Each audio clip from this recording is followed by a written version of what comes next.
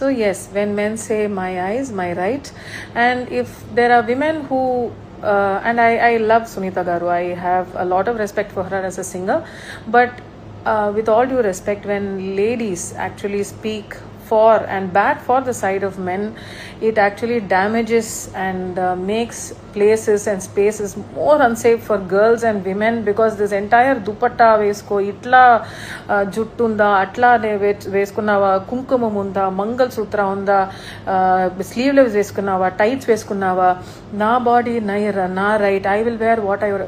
The point is, if you have a rapey eyes, if you have such creepy eyes that you are making even a woman with dupatta, I mean, who was the dentist who was gang raped? She was wearing dupatta only, no? So weren't so many people asking what her caste was?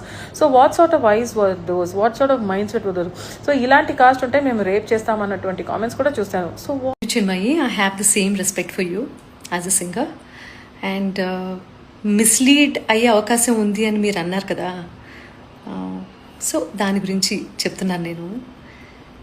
I know very well ఆ slogan ఏంటి అనేది, my body my wish అనే దానికి అర్థం ఏంటో నాకు తెలుసు.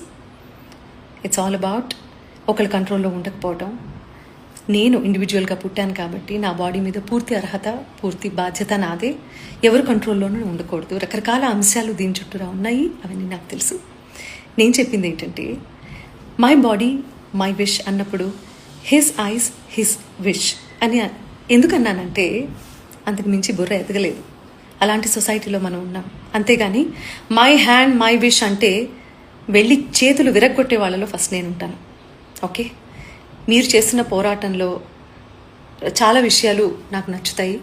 So ఇది ఎప్పుడు మిస్లీడింగ్గా నేను మాట్లాడడానికి